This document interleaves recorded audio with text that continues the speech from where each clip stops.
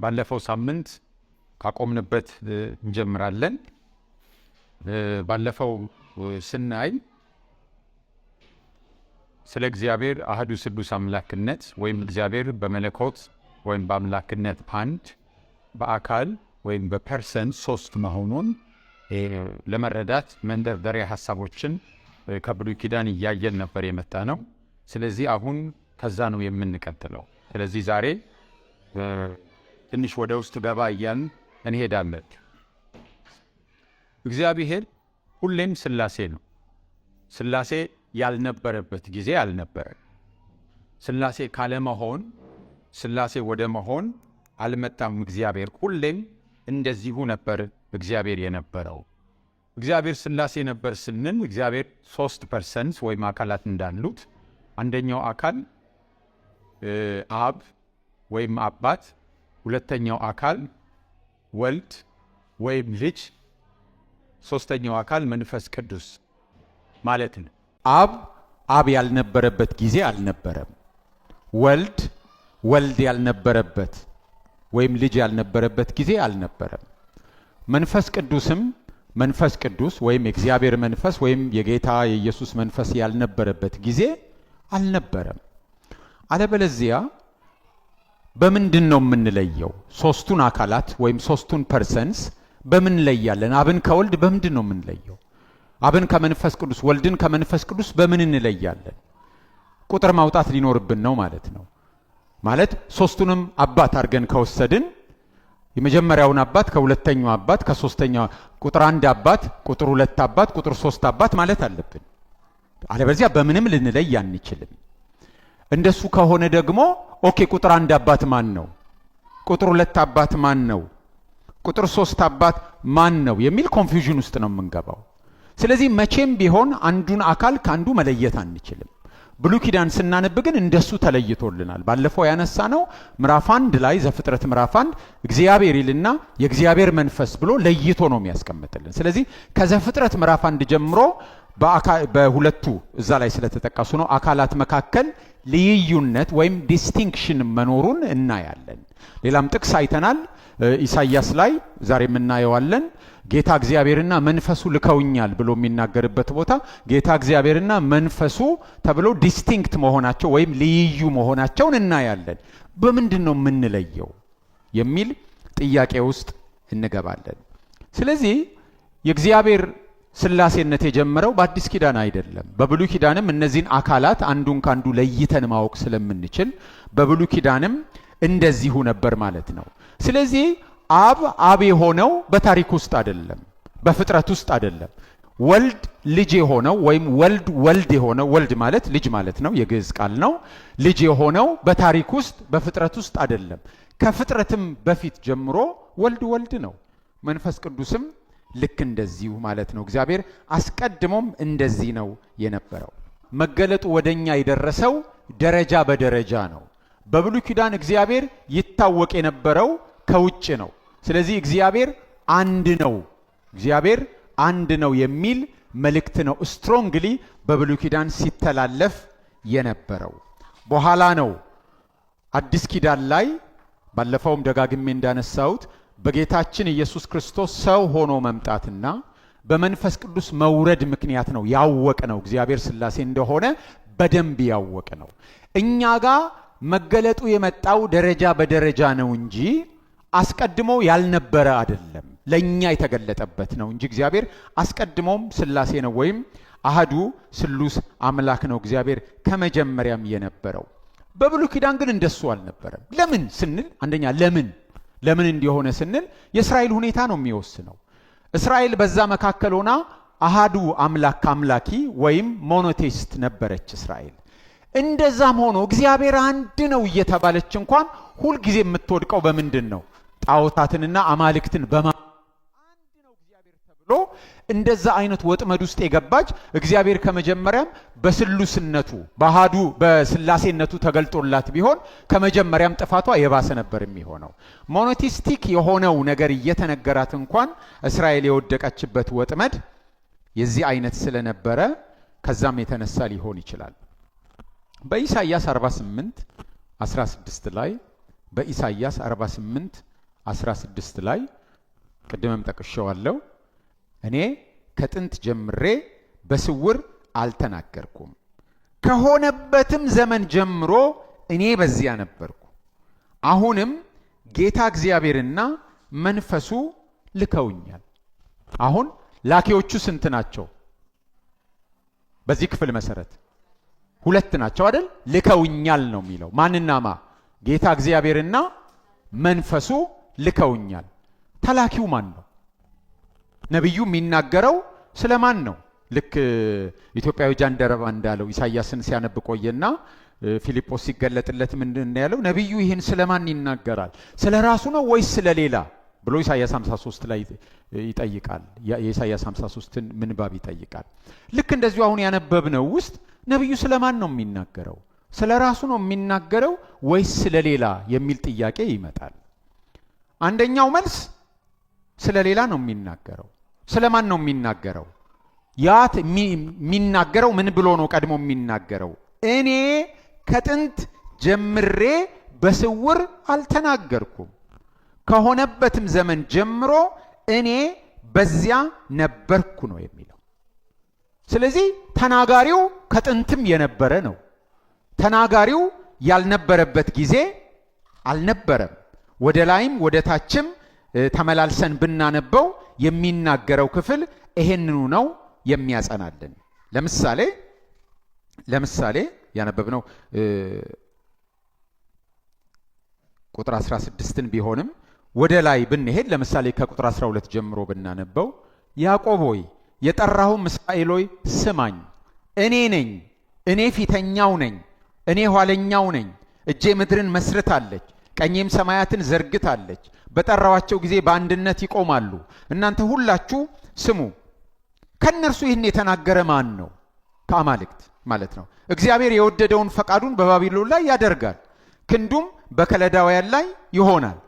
እኔ ራሴ ንጉሱን እኔ ራሴ ተናግሬያለሁ፣ እኔ ጠርቼዋለሁ፣ ንጉሱን ማለት ነው። እኔ አምጥቼዋለሁ፣ መንገዱም ትከናወንለታለች። ወደ እኔ ቅረቡ፣ ይህን ስሙ። እኔ ከጥንት ጀምሬ በስውር አልተናገርኩም፣ ከሆነበት ዘመን ጀምሮ እኔ በዚያ ነበርኩ። አሁንም ጌታ እግዚአብሔርና መንፈሱ ልከውኛል። ታዳጊህ የእስራኤል ቅዱስ እግዚአብሔር እንዲህ ይላል እያለ ይቀጥላል። ከላይ ጀምሮ የሚናገረው ዲስክሪፕሽኑን ስናየው የሰው አይደለም አይደል? ከጥንት እኔ ነበርኩ፣ እኔ አድርጌዋለሁ። ቂሮስን ነው እኔ አምጥቼዋለሁ፣ ከመጀመሪያም እኔ ነበርኩ ይልና ሰው ብቻ እንዳልሆነ እያየ ነው። ዲቫይን የሆነ ነገር ነው የሚናገረው። ከመጀመሪያም እኔ ነበርኩ እያለ ግን መልሶ ምን ይላል? ጌታ እግዚአብሔርና መንፈሱ ልከውኛል ይላል። ስለዚህ በአብ ጌታ እግዚአብሔር ሲል አብ ነው፣ በአብና በመንፈስ ቅዱስ የተላከ ግን እሱ ከመጀመሪያም የነበረ ከጥንት የነበረ እኔ አድርጌዋለሁ ብሎ የሚናገር ማን ነው የሚሆነው? ወልድ ነው የሚሆነው።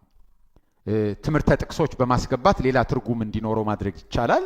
ግን ተናጋሪውን ዲስክራይብ የሚያደርገውን ቂሮስን የሚያመጣው ቂሮስን የሚሾመው ቂሮስን እንዲከናወንለት የሚያደርግ ከመጀመሪያም የነበረ ማን ነው ብለን ስናይ ወልድ ነው የሚሆነው፣ ጌታ እግዚአብሔርና መንፈሱ ብሎ።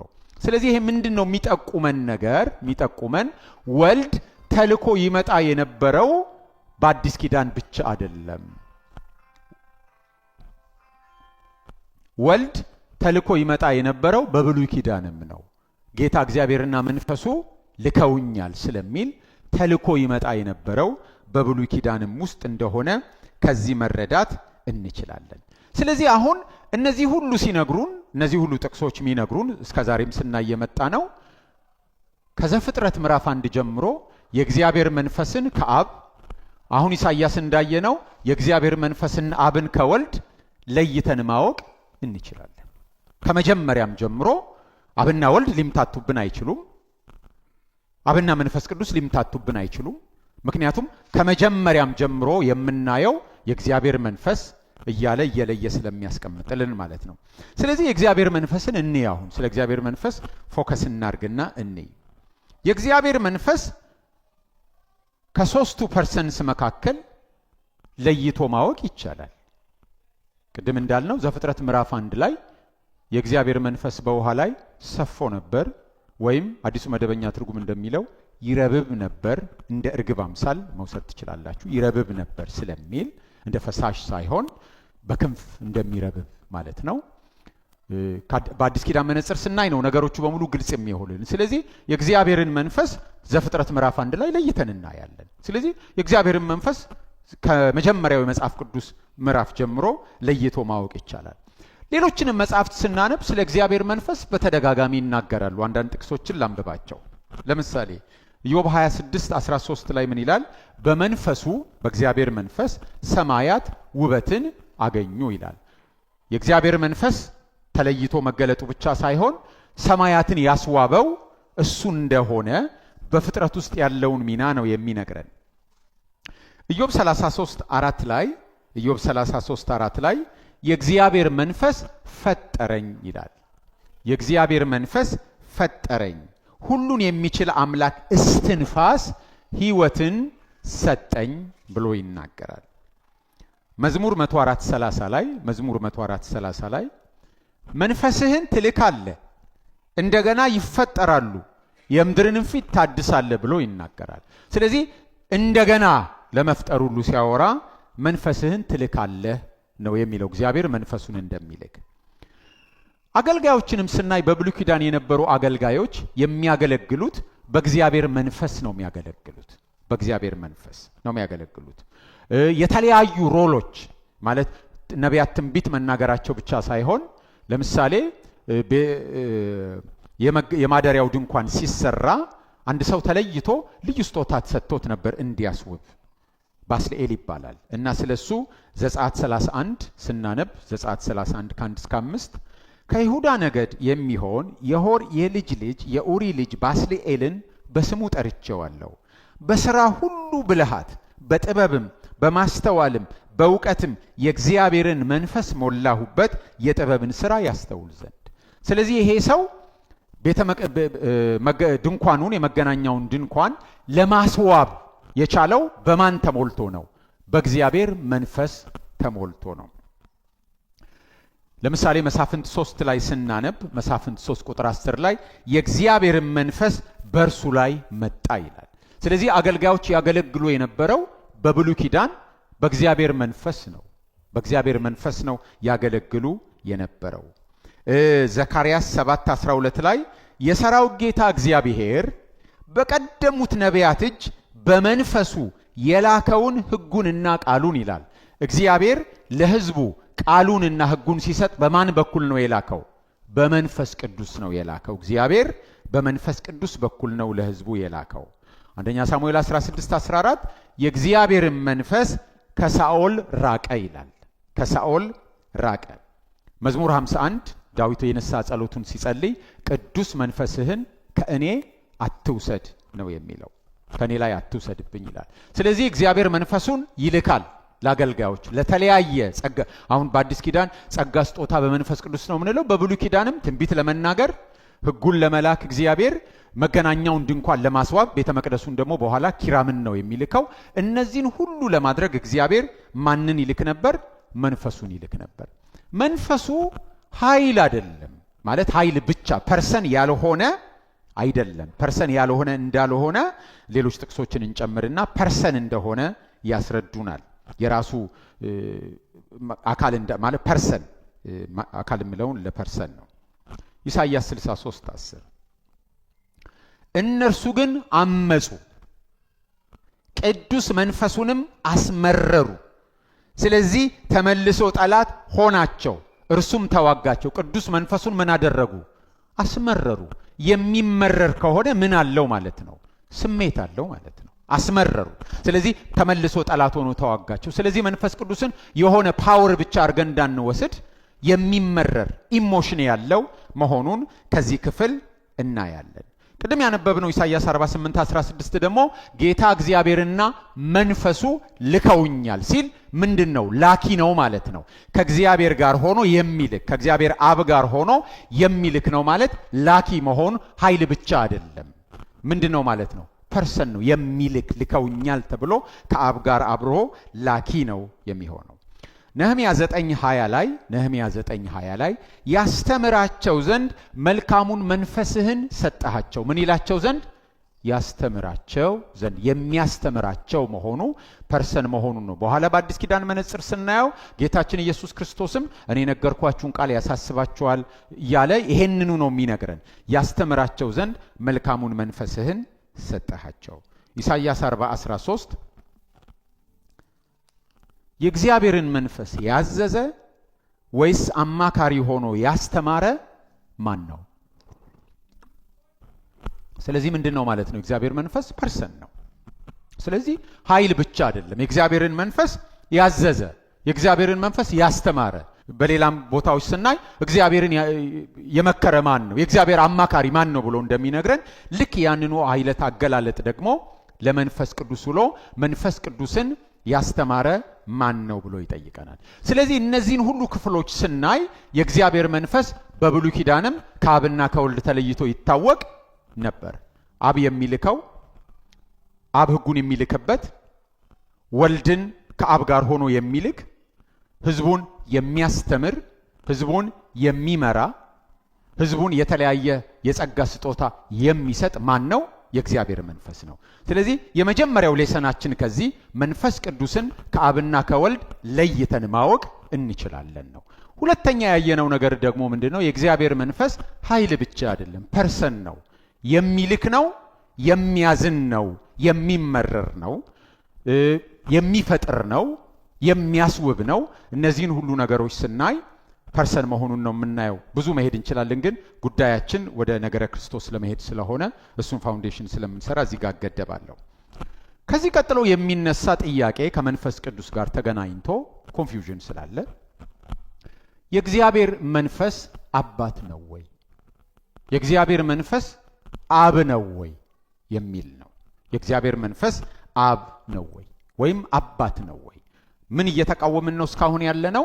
አብንም ወልድንም መንፈስ ቅዱስንም አባት አድርገን መሄድ አንችልም። እንደሱ ከሆነ አብን ወልድንና መንፈስ ቅዱስን ለይተን ማወቅ አንችልም። ምክንያቱም አብን ወልድን መንፈስ ቅዱስን በመልክ አንለይም፣ እግዚአብሔር መንፈስ ነው። በእድሜ አንለይም፣ እግዚአብሔር ዘላለማዊ ነው። በምንድን ነው የምንለየው? አብን ከወልድ ወልድን ከመንፈስ ቅዱስ የምንለየው በምንድን ነው ካልን የምንለየው በምንድን ነው?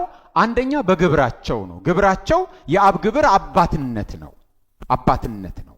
የወልድ ግብር ልጅነት ነው ማለት ነው። አብን ከወልድ የምንለየው እንደዚህ ነው። ግብሩ ደግሞ ስምም ነው። አብ አባትነት ግብሩ ብቻ ሳይሆን ምኑ ነው? ስሙ ነው። ወልድ ልጅነት ግብሩ ብቻ ሳይሆን ምኑ ነው? ስሙም ነው። መንፈስ ቅዱስንም የምንለየው ከአብና ከወልድ ለይተን የምናውቀው በስሙም በግብሩም ነው። በስሙም በግብሩም ነው። ስለዚህ አብን ወልድና መንፈስ ቅዱስን ለይተን የምናውቀው በግብራቸው በስማቸው ነው የምንለየው እና አሁን ያለነው መንፈስ ቅዱስ ላይ ነው። ስለዚህ መንፈስ ቅዱስ አብ አይደለም፣ መንፈስ ቅዱስ ወልድ አይደለምን እናይና ከዛ አብን አይተን ወደ ወልድ እንመጣለን። ከዛ በኋላ ወልድን ይዘን ነው እስከ መጨረሻው ትምህርታችን እስኪያልቅ የምንቀጥለው፣ ዛሬ ባንደርስበትም። ስለዚህም ጥያቄው መንፈስ ቅዱስ አባት ነው ወይ? ሁለት ጥቅሶችን እናይና አባት ሊባል ይችላል ወይስ አይችልም ለማለት የተመቻቸን ነገር እናያለን። የመጀመሪያው ማቴዎስ ወንጌል ምዕራፍ 1 ቁጥር 18 እና 20 ነው። ምዕራፍ 1 ቁጥር 18 የኢየሱስ ክርስቶስ ልደት እንዲህ ነበረ። እናቱ ማርያም ለዮሴፍ በታጨች ጊዜ ሳይገናኙ ከመንፈስ ቅዱስ ጸንሳ ተገኘች። ከመንፈስ ቅዱስ ወይም አዲሱ መደበኛ ትርጉም እንደሚለው እና ሕያው ቃል በመንፈስ ቅዱስ ጸንታ ተገኘች። ቁጥር 20 እርሱ ግን ይህን ሲያስብ እነሆ የጌታ መልአክ በሕልም ታየው ዮሴፍ፣ እንዲህም አለ፣ የዳዊት ልጅ ዮሴፍ ሆይ ከእርሷ የተጸነሰው ከመንፈስ ቅዱስ ነውና እጮኛህን ማርያምን ለመውሰድ አትፍራ። ወይም አዲሱ መደበኛ ትርጉም እንደሚለው በመንፈስ ቅዱስ ማለት ነው። ለምንድን ነው ከና በምለው? ለኦርቶዶክሳውያኑ ልዩነት አለው እና ከስትሉ ሴንሲቲቭ ነው ለነሱ። በመንፈስ ቅዱስ ነው ሌላኛው ትርጉም ስለሚል እሱን ይዤ እሄዳለሁ። ስለዚህ ቅድስት ድንግል ማርያም የጸነሰችው ጌታችን ኢየሱስ ክርስቶስን በመንፈስ ቅዱስ። ስለዚህ በመንፈስ ቅዱስ ከጸነሰች ሲምፕሊ የመንፈስ ቅዱስ ልጅ ነው ለማለት የተመቻቸው ሁኔታ ነው ያለው። በአብ ነው የጸነሰችው አይልም። በማን ነው የጸነሰችው? በመንፈስ ቅዱስ። መጽሐፍ ቅዱሳችንን በጠቅላላ ስናነባ አዲስ ኪዳን ግን ኢየሱስ ክርስቶስ የማን ልጅ ነው የሚለው? የአብ ልጅ ነው ወይስ የመንፈስ ቅዱስ ልጅ ነው የሚለው? የአብ ልጅ ነው። ኮንሲስተንትሊ መጽሐፍ ቅዱስ አዲስ ኪዳን ማለት ነው በዚህ ሴንስ በሁሉም ቦታ ላይ የእግዚአብሔር አብ ልጅ መሆኑን ነው የሚነግረን። አንድም ቦታ ላይ ጌታችን ኢየሱስ ክርስቶስ የመንፈስ ቅዱስ ልጅ መሆኑ አልተነገረም። ቅድስት ድንግል ማርያም ግን የጸነሰችው ከማን ነው ወይም በማን ነው? በመንፈስ ቅዱስ ነው። ለምንድን ነው ጌታችን ኢየሱስ ክርስቶስ የመንፈስ ቅዱስ ልጅ ያልተባለው? እንዲህ እየተባለ ጥያቄ እንያዝ። ሁለተኛ ደግሞ እኛን በሚመለከት በዮሐንስ ወንጌል ምዕራፍ 3 ላይ ምዕራፍ 3 ቁጥር 5 ላይ ምዕራፍ 3 ቁጥር 5 እንደዚህ ይላል። ኢየሱስም መለሰ እንዲህ ሲል እውነት እውነት እልሃለሁ፣ ከኒቆዲሞስ ጋር ነው ጌታችን የሚያወራው፣ ሰው ከውሃና ከመንፈስ ካልተወለደ በስተቀር ወደ እግዚአብሔር መንግሥት ሊገባ አይችልም። ከምንና ከምን? ከውሃና ከመንፈስ ቅዱስ። ቁጥር 8 ነፋስ ወደሚወደው ይነፍሳል፣ ድምፁንም ትሰማለህ፣ ነገር ግን ከወዴት እንደመጣ ወዴትም እንዲሄድ አታውቅም። ከመንፈስ የተወለደ ሁሉ እንዲሁ ነው። ከመንፈስ ካፒታል ኤስ ነው። ስለዚህ ከመንፈስ ቅዱስ ማለት ነው። ስለዚህ አማኞች ዳግም ስንወለድ የተወለድነው ከማን ነው? ከመንፈስ ቅዱስ አይደል? ክፍሉ የሚለው አማኞች የተወለድነው ከመንፈስ ቅዱስ ነው። ከመንፈስና ከውሃ ይላል። ኢንፋሲስ መንፈስ ቅዱስ ላይ ስለሆነ ነው። ግን መጽሐፍ ቅዱስ ውስጥ አዲስ ኪዳን ማለት ነው አማኞች የመንፈስ ቅዱስ ልጆች ናቸው የሚል ክፍል አለ? የለም። አንድም ክፍል የለም። አማኞች ከመንፈስ ቅዱስ ተወልደው ግን የማን ልጅ ናቸው? የአብ ልጆች ናቸው። ከመንፈስ ቅዱስ ተወልደው የአብ ልጆች ናቸው። ጌታችን ኢየሱስ ክርስቶስ ቅድስት ድንግል ማርያም በመንፈስ ቅዱስ ጸንሳ ተወልዶ ግን የማን ልጅ ነው? የአብ ልጅ ነው። ሐውካም በመንፈስ ቅዱስ ጸንሳ ግን የአብ ልጅ ነው። ከመንፈስ ቅዱስ ተወልደን ግን የአብ ልጆች ነን። ለምንድን ነው መንፈስ ቅዱስ አባት ያልተባለው? ምክንያቱም አባት ለመሆን የተመቻቸ ነገር ነው። በእነዚህ ጥቅሶች ውስጥ የምናየው ከመንፈስ ተወልጃለሁ የመንፈስ ቅዱስ ልጅ ነኝ ለማለት የተመቸ ነው። ጌታችን ኢየሱስ ክርስቶስ ቅድስት ድንግል ማርያም በመንፈስ ቅዱስ ጸንሳው ነው የተወለደው። ስለዚህ የመንፈስ ቅዱስ ልጅ ነው ለማለት የተመቻቸ ነው። መጽሐፍ ቅዱሳችን ግን የትም ቦታ ላይ ኢየሱስ ክርስቶስንም ሆነ እኛን የመንፈስ ቅዱስ ልጅ አይለንም፣ የአብ ልጅ ነው የሚለን። መጽሐፍ ቅዱስ ብቻ ሳይሆን throughout the church stream ይሄው ነው። የእምነት መግለጫዎቻችንን ብታዩ የኒቂያ፣ የኬልቄዶን እያላችሁ የኤፌሶን ብትመረምሩ የጥንት ቤተ ክርስቲያን ምን ነበር የምታምነው? የአትናቴዎስ ሃይማኖት ምንም ብትፈልጉ መንፈስ ቅዱስ አባት ነው የሚል አንድም ነገር አታገኙ። በስክሪፕቸርም የለም፣ በትውፊትም የለም። ለምን ብለን ከተነሳን ምክንያቱም አባትነት የማን ግብር ነው? የአብ ነው። ስለዚህ መጽሐፍ ቅዱስ ሲናገር ፈርዘር ስትሄዱ ሮሜ 8 15 ላይ ገላትያ 4 6 ላይ የእግዚአብሔር መንፈስ ነው የተሰጣችሁ የመንፈስ ቅዱስ በውስጣችን ሆኖ አባ አባት ብለን እንድንጮህ ያረገናል። የተሰጠን የልጅነት መንፈስ ነው። ያ የልጅነት መንፈስ አብን አባታችን ብለን እንድንጮህ ያደርገናል ነው የሚለው። ስለዚህ እንኳን አባታችን ሊሆን አይደለም በውስጣችን ሆኖ ማንን አባት እንድንል ነው የሚያረገን? አብን አባታችን እንድንል ነው የሚያደርገን። የፍርሃት መንፈስ ሳይሆን የልጅነት መንፈስ ተሰጥቶን ያ የልጅነት መንፈስ በውስጣችን ሆኖ አባ አባት ብለን አብን እንድንጠራው ወልድን አይደለም ራሱን አይደለም መንፈስ ቅዱስ አብን አባታችን ብለን እንድንጠራ ነው የሚያደርገን። ስለዚህ በአዲስ ኪዳንም ሆነ በብሉይ ኪዳን መንፈስ ቅዱስ አባት ተብሎ አልተጠራም። ለምን? አባትነት የመንፈስ ቅዱስ ግብር አይደለም። ግልጽ ነው አይደል ሐሳቤ? መጽሐፍ ቅዱስ እያልኩ ሳወራ ትውፊትንም ጨምሬ ነው የማወራው። መሰረታችን መጽሐፍ ቅዱስ ቢሆንም በቤተ ክርስቲያን ትራዲሽን ውስጥም በእምነት መግለጫዎቻችን ውስጥም ሁሉም ነገር የሚያወሩት ከአብ የተወለደ ብሎ ነው። የእምነት መግለጫዎቻችን ከኒቂያ ጀምሮ ብታነቡ ወልድ የአብ ልጅ መሆኑ ነው የሚነግረን እንጂ መንፈስ ቅዱስ አባት አልተባለም። በአዲስ ኪዳንም አልተጠራም። በአዲስ ኪዳን ካልተጠራ ደግሞ በብሉይ ኪዳንም አልተጠራም። አለበለዚያ ምን ሊሆን ነው? አዲስ ኪዳን ካላለው ብሉይ ኪዳንም አይለውም። አለበለዚያ ምን ሊሆን ነው? በብሉይ ኪዳን አባት ሆኖ መጥቶ አዲስ ኪዳን ላይ ከአባት ወደ ሌላ ተቀየረ፣ ከአባትነት ወደ ሌላ ነገር ተቀየረ ልንል ነው። እግዚአብሔር እንደሱ አይደለም፣ አይቀየርም። ስለዚህ አባት ካልነበረ በአዲስ ኪዳን በብሉይ ኪዳንም አባት አልነበረም። በብሉይ ኪዳን አባት የተባለው ሌላ ነው የሚሆነው ማለት ነው። መጽሐፍ ቅዱስ ሲናገር አባት አንድ ነው የሚለው፣ በኋላ እናየዋለን። አባት አንድ ነው ብሎ ነው የሚነግረን። ጌታ ኢየሱስ ክርስቶስም የሚያስተምረን ለምሳሌ ማቴዎስ 23:9 ላይ ምን አለ? አባታችሁ አንዱ እርሱም የሰማዩ ነውና በምድር ማንንም አባታችን አባት ብላችሁ አትጥሩ። አባታችሁ ስንቱ? አንዱ። እንዴ መንፈስ ቅዱስንም ካለ አባት ከሆነ ጌታችን ኢየሱስ ክርስቶስ አባቶቻችሁ ሁለቱ ለምንድን ነው የማይለው? አባታችሁ ስንቱ? አንዱ። እኔም አባት መንፈስ ቅዱስም አባት አብም አባት አላለም። አባታችሁ አንዱ ነው የሚለው በኋላ በዝርዝር እናየዋለን ስለ አብ ስንነጋገር። ስለዚህ በብሉይ ኪዳንም ሶስቱን የእግዚአብሔር አካላት ሶስቱን ፐርሰንስ አንዳቸውን ከአንዳቸው ለይተን ማወቅ እንችላለን። ለይተን የምናውቀው በግብራቸው ወይም በስማቸው ነው። አሁን ያሰመርንበት ነገር ምንድነው?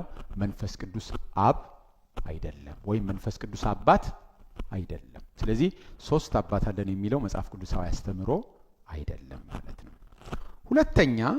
ሁለተኛ ወደ አብ እንምጣ። አንዱ ካልሆነ በቃ ጨረስን። ሶስት አባት ማለት አንችልም።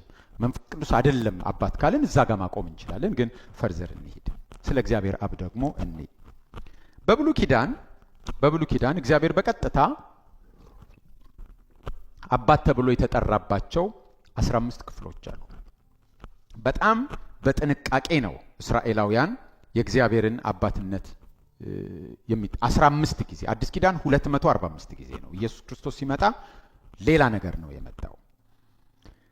ጥቂት ጥቅሶችን ላንብብ። ዘዳግም 32:6 ለእግዚአብሔር ይህን ትመልሳለህን? የገዛ አባትህ አይደለምን? ይላል። መዝሙር 68:5 እግዚአብሔር በቅዱስ ቦታው ለድሃ አደጎች አባት ለባልቴቶችም ዳኛ ነው። ኢሳይያስ 63:16 አብርሃም ባያውቀን እስራኤልም ባይገነዘበን አቤቱ አንተ አባታችን ነህ። ኢሳይያስ 63:16 ኤርምያስ 3:4 አንተ አባቴ ሆይ የብላቴንነቴ ወዳጅ ነህ ብለሽ አልጮሽምን? ይላል። ሚልኪያስ 1:6 እኔስ አባት ከሆንኩ ክብሬ ወዴት አለ ብሎ ይናገራል። ስለዚህ እግዚአብሔር በብሉይ ኪዳን አባት ተብሎ ተጠርቷል። 15 ቦታዎች ላይ በቀጥታ እናያለን። ከዛ በተጨማሪ በእስራኤላውያን የተጸዎ ወይም የግል ፐርሰናል ኔም ውስጥ መጠሪያ ስማቸው ውስጥም እናያለን። ለምሳሌ ኢዮአብ አባት ማለት ነው። ኤልያብ፣ አቢያ፣ አቢናዳብ፣ አቢራም የሚሉት ሁሉ ስማቸው ውስጥ አባት የሚላል። እግዚአብሔር አባቴ ነው፣ ንጉሴ አባቴ ነው፣ አባቴ ንጉስ ነው፣ አባቴ አምላክ ነው የሚል ትርጉም ያላቸው ናቸው። ስለዚህ በስማቸው ውስጥ ሁሉ እግዚአብሔርን አባት ብለው ይጠሩ ነበር። ስለዚህ በብሉይ ኪዳን እግዚአብሔር አባት ነው ተብሎ ተጠርቷል። ማንን ነው አባት እያለ ያለው ስንል ዕውቀቱን የምናገኘው አዲስ ኪዳን ላይ መተን ነው የምናየው። ምክንያቱም ብሉይ ኪዳን በደብዛዛ መብራት ነው፣ በሻማ ብርሃን እንደማየት ነው፣ ወይ በፋኖስ የምታውቁ ሰዎች። አዲስ ኪዳን ግን እንደዚህ በፍሎረሰንት እንደማየት ነው እና በደብዛዛ ብርሃን በብሉይ ኪዳን ልንለይ ያልቻልነውን ነገር በፍሎረሰንት መለየት እንችላለን። እና የአዲስ ኪዳን መነጽራችንን አጥልቀን ወደ ኋሊት ስንመለከት ብዙ ነገር ግልጽ ይሆንልናል። የመጀመሪያው ቅድም ያነበብኩት ማቴዎስ 23:9 አባታችሁ አንዱ እርሱም የሰማዩ ነውና ብሎ ስለሚነግረን አንዱ ስላለ አንድ አባት ብቻ እንዳለን ነው የምናውቀው። ሁለተኛ ኤፌሶን ምዕራፍ 3 ከቁጥር 14 እስከ 15 ኤፌሶን ምዕራፍ 3 ከቁጥር 14 እስከ 15 ስናነበው ሐዋርያው ጳውሎስ ነው የሚለው በሰማይና በምድር ያለ አባትነት ሁሉ ከሚሰየምበት ከአብ ፊት እንበረከካለሁ። አሁን ደግሞ አብ ብሎ ስፔሲፊክ ነው የሚነግረን ሐዋርያው ጳውሎስ በሰማይና በምድር ያለ አባትነት ሁሉ ከሚሰየምበት ከአብ ፊት እንበረከካለሁ። ግልጽ ነው አይደል? ስፔሲፊክ አድርጎ ነው የነገረን። ስለዚህ በሰማይም በምድርም ያለ አባትነት በማን ነው የሚሰየመው? በአብ ነው። አባትነት የአብ ግብር ነው። ጥያቄም አብረን እናመጣለን። በሰማይ ምን አይነት አባትነት ነው ያለው? በሰማይና በምድር ያለ አባትነት ሲል ኦኬ፣ በምድር የኛ የሰዎች አባት እንዳነበብነው ቅድም እግዚአብሔር አባታችን ነው ስላሉ ነው። በሰማይ ያለ ምን አይነት አባትነት ነው? ለማን ነው አባት የሆነው? በሰማይ ለማን ነው? ለወልድ። ስለዚህ ይሄን ጥያቄ ይዘን እንመጣለን። ሶስተኛ እዛው ኤፌሶን መጽሐፍ ውስጥ ኤፌሶን ምዕራፍ 4 ላይ ምዕራፍ 4 ከቁጥር 4 እስከ 6 በመጠራታችሁ በአንድ ተስፋ እንደተጠራችሁ አንድ አካል ሲል ፐርሰን ማለቱ አይደለም፣ ቦዲ ነው። እንግሊዘኛው ማየት ትችላላችሁ። አንድ አካል ናችሁ እናንተ አማኞች በሙሉ አንድ ቦዲ ናችሁ እያለ ነው። አንድ አካል ይልና አንድ መንፈስ አለ፣ አንድ ጌታ አለ። መንፈስ የሚለው መንፈስ ቅዱስን ነው። ጌታ የሚለው ጌታ ኢየሱስን ነው። አንድ ሃይማኖት፣ አንዲት ጥምቀት፣ ከሁሉ በላይ የሚሆን በሁሉም የሚሰራ በሁሉም የሚኖር አንድ አምላክ የሁሉም አባት አለ ይላል። ስለዚህ አንድ መንፈስ፣ ሶስቱን ብቻ ለይተን ስናወጣ ከነዚህ አንዶች ውስጥ አንድ መንፈስ፣ አንድ ጌታ፣ አንድ አባት ነው ያለው። አንድ መንፈስ፣ አንድ ጌታ፣ አንድ አባት ብሎ ነው የሚነግረን። ስለዚህ በእነዚህ ሶስት ጥቅሶች ውስጥ ተመስርተን ጌታችን ኢየሱስ ክርስቶስ አባታችሁ አንዱ እርሱም የሰማዩ ስላለ፣ ሐዋርያው ጳውሎስ በሰማይም በምድርም ያለ አባትነት ከሚሰየምበት ከአብ ፊት ስላለ፣ እንደገና እዚህ ጋር አንድ ጌታ፣ አንድ መንፈስ፣ አንድ አባት ስላለ፣ ይህ አባት ማን ነው? አብ ነው አይደል? ሐዋርያው ጳውሎስ በአብ ፊት ስላለን፣ በአብ ዙፋን ፊት አባትነት ከሚሰየምበት ከአብ ስላለን አባት አብ ነው። አንድ መንፈስ፣ አንድ ጌታ፣ አንድ አባት የሚለውም አብ መሆኑን ነው የሚያጸናልን። ጌታችን ኢየሱስ ክርስቶስ አባታችሁ አንዱም እርሱ የሰማዩ ሲል አባታችሁ እያለ ስለ አባታችን አላለም። አባታችሁ ወይም አባቴ በሰማይ ያለ አባት በእነዚህ መልክ ነው የሚገልጠው። በሰማይ ያለው አባት ይላል፣ አባቴ ይላል፣ አባታችሁ ይላል። አባታችን ብሎ አያውቅም። ስትጸልዩ እናንተ አባታችን ሆይ ብላችሁ ጸልዩ ይላል እንጂ እሱን ከኛ ጋር ደምሮ እንደሱ አይልም። ወደፊት እንደርስበታለን ይህንን ሐሳብ። ስለዚህ አባት ማን ነው? አብ ነው ማለት ነው። መንፈስ ቅዱስ አባት አይደለም የሚለውን አሰመርን። አሁን ወደዚህ ስንመጣ ደግሞ አባት ተብሎ የተጠራው አብ ነው ወደሚለው ሐሳብ ነው የምንመጣው። ጥያቄዎች ይነሳሉ አውቃለሁ፣ ኤክስፔክት አደርጋለሁ። ግን ወልድ ጋር ስንመጣ በደንብ ክላሪፋይ እናደርገዋለን የሚቀጥለው ጊዜ ስንገናኝ። ስለዚህ እነዚህን ሐሳብ ስናጠቃልል ወልድ ጋር እንመጣለን፣ አነሳዋለሁ። ስናጠቃልል መንፈስ ቅዱስ አባት አይደለም፣ አብ አባት ነው፣ አብ ብቻ አባት ነው የሚል ነው። አንዱ እሱ ስለሚል አብ ብቻ ነው አባት የሚለውን ነው የምንወስደው። ግን የእግዚአብሔር አብን አባትነት የገለጸልን ማን ነው? ጌታችን ኢየሱስ ክርስቶስ ነው። ኢየሱስ ክርስቶስ አባት ሆኖ ሳይሆን ግን አባትነት የተገለጠው በማን በኩል ነው? በጌታችን በኢየሱስ ክርስቶስ በኩል ነው የተገለጠው። ስለዚህ እግዚአብሔር አብ አስቀድሞ ምንድን ነው? አባት ነው። እግዚአብሔር አብ አስቀድሞም አባት ነው። እግዚአብሔር ሳይፈጥርም በፊት ፍቅር ነው እንዳልን፣ እግዚአብሔር ሳይፈጥርም በፊት አባት ነው። እግዚአብሔር ድሮም ፈጣሪ ነው፣ ግን ፈጣሪነቱ የተገለጠው በፍጥረት ነው። ሳይፈጥር በፊት ማለት ፈጣሪ ነው፣ ግን ፍጥረቱ አልተገለጠም። አዳኝ ነው፣ ከጥንትም አዳኝነቱ አልተገለጠም። ስለዚህ ፈጣሪነቱ የተገለጠው ልክ ሲፈጥር ነው። አዳኝነቱ የተገለጠው ልክ ሲያድን ነው። ሌሎችንም ነገሮች እያመጣን ተዋጊነቱ የተገለጠው እግዚአብሔር ስለ ሕዝቡ ሲዋጋ ነው እያልን ብዙ ነገሮች መግለጥ እንችላለን። እግዚአብሔር ግን አባትነቱ ከመጀመሪያም ነበር የተገለጠው። ከመጀመሪያም ለምን? የእግዚአብሔር አባትነት በሰማይም በምድርም ስለሚል በምድር ብቻ ሳይሆን አባትነቱ በሰማይም የነበረ ነው። ወደፊት ይህንንም እንመጣበታለን። ስለዚህ እግዚአብሔር አብ አባት ያልነበረበት ጊዜ አልነበረም። ስለዚህ የእግዚአብሔርን አባትነት የምናቀው ለፍጥረቱ አባት በመሆኑ ሳይሆን አስቀድመን የወልድ አባት በመሆኑ ነው የምናቀው።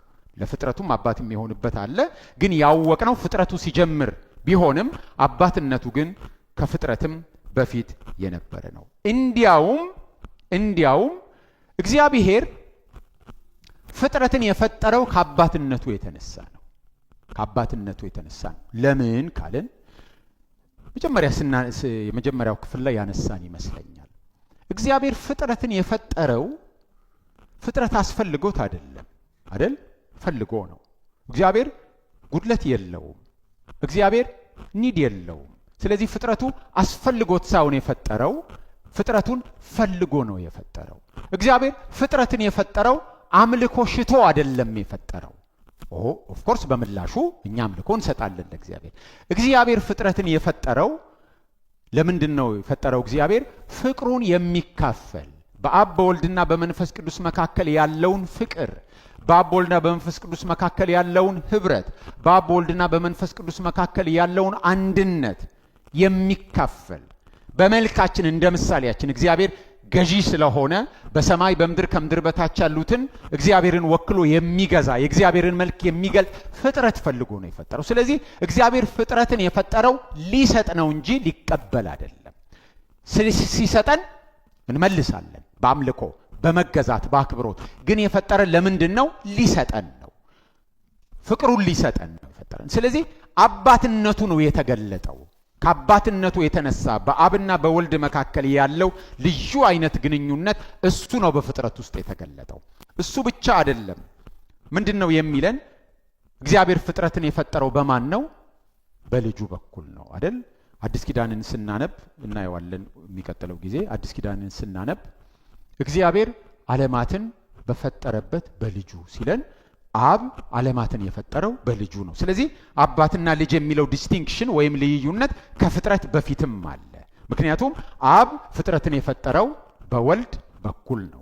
ዮሐንስ ወንጌል ምዕራፍ 1ንም ስናነብ የሆነው ሁሉ በእርሱ በኩል ነው የሚለው ትርጉማችን ነው በእርሱ የሚለው እንጂ ስሩ ሂም ነው። ስሩ ሂም የሆነው ሁሉ የሆነው ከአብ በወልድ በኩል ነው የሆነው።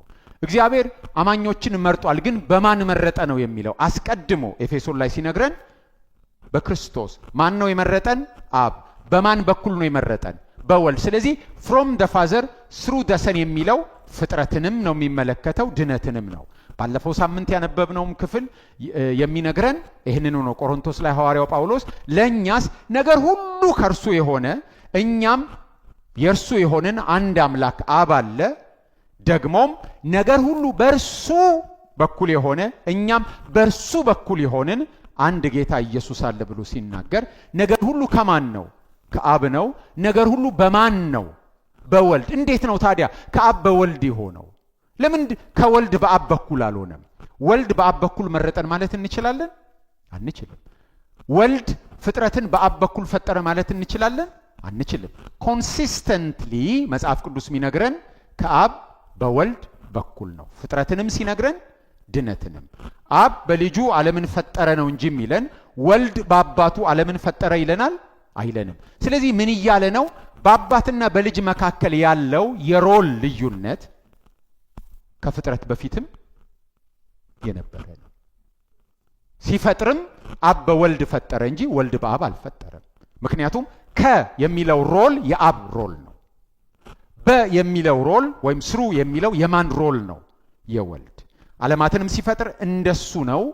ሲያድነንም ሲመርጠንም አብ በልጁ በኩል ነው የመረጠን እንጂ ወልድ በአብ በኩል አይደለም የመረጠን። ስለዚህ ይሄ ዲስቲንክሽን በአብና በወልድ በወልድና በመንፈስ ቅዱስ መካከል ያለው ዲስቲንክሽን ከፍጥረት በፊትም የነበረ ነው። ስለዚህ አብ አባት የነበረው ከዘላለምም ነው። አባት ያልነበረበት ጊዜ አልነበረም። ወልድ ልጅ የሆነው በፍጥረት ውስጥ አይደለም። ልጅ ያልነበረበት ጊዜ አልነበረም። ከዘላለምም ምንድነው? ልጅ ነው። ከዚህ አባትነትና ልጅነት የተነሳ በፍጥረትም ውስጥ ሮላቸውን እናያለን። በድነትም እኛን በመምረት ውስጥም ሮላቸውን እናያለን። ግን በታሪክ ውስጥም የተገለጠው እሱ ነው። ስለዚህ ጌታችን ኢየሱስ ክርስቶስ ከድንግል ማርያም ተወልዶ ሌላ አይነት የእግዚአብሔር ልጅነትን ሲነግረን አብ መጥቶ ከድንግል ማርያም ተወልዶ ልጅ መሆን ይችል ነበር? አርቢትራሪሊ ነው የሆነው ማለት እግዚአብሔር ዓለምን ለማዳን ሲፈልግ ስሉስ አምላክ እና ከሶስቱ አንዳቸው ከአብ ከወልድ ከመንፈስ ቅዱስ ሰው መሆን ነበረባቸው። ሰው መሆንና ሰውን መወከል፣ በሰው ቦታ መግባት፣ የሰውን ዕዳ መክፈል ነበረባቸው። ስለዚህ ማን ይሁን ልጅ? አብ ይሁን ወይስ መንፈስ ቅዱስ ይሁን? ወልድ ይሁን? አርቢትራሊ የተወሰነ ነው የሚመስላችሁ? ከዘላለም እግዚአብሔር ሲወስን አይደለም። አብ መጥቶ ተወልዶ ልጅ ቢሆን ኖሮ ስንት ልጅ ሊኖር ነው? ሁለት። ወልድም ልጅ ነበረ ብለናል። አብ ልጅ ከሆነ ሁለት ልጅ ሊኖር ነው። መንፈስ ቅዱስ መጥቶ የሚወለድ ቢሆን ወልድም ልጅ ነው የሚሆነው፣ መንፈስ ቅዱስም ልጅ ነው የሚሆነው፣ ሁለት ልጅ ነው የሚሆነው። ወልድ ነው መሆን የነበረበት ከመጀመሪያ። ምክንያቱም ምን እያልኩ ነው እስካሁን? አባትነት የአብ ሚና ነው፣ የአብ ግብር ነው። ልጅነት የወልድ ነው። ስለዚህ እኛም በማዳን ውስጥም የሚና ልዩነት አልመጣም። የነበረው ነው የቀጠለው፣ የነበረው ነው የተገለጠው እንጂ አርቢትራሪሊ የተወሰነ አይደለም። መጀመሪያም የነበረው ነው። ጌታችን ኢየሱስ ክርስቶስ ሌላ ማነሳው ሎጂክ እያወራ ነው ጥያቄ እግዚአብሔርን ገለጠው ይለናል። እግዚአብሔርን አብራራው፣ ተረከው። ዮሐንስ እንደሱ ነው የሚለው ምዕራፍ 1 ላይ ከቶንም እግዚአብሔር አብን ያየው ማንም የለም፣ ግን በቅፉ የነበረ አምላክ የሆነው ልጁ ተረከው፣ ገለጠው ሲለን በቅፉ ነበር። ምንድነው የሚያሳየን? አባትነትና ልጅነትን አታዩ? በቅፉ የሆነው ሳይሆን ምንድነው በቅፉ የነበረው? መቼ የነበረው? ከመወለዱም በፊት በቅፉ የነበረው። ስለዚህ ይሄ ዘይቤ፣ ይሄ ሜታፎር የሚነግረን አባትነትና ልጅነትን ነው የሚገልጥልን። ገና መጥቶ ሰው ሳይሆን በፊትም አባትና ልጅ መሆናቸውን ይነግረንና እሱ ገለጠው ነው የሚለን። ያልነበረውን ነገር ነው የነገረን። አባት አልነበረም፣ አሁን አባት ሆነ ነው እያለ ያለው። የነበረውን ነው የገለጠው።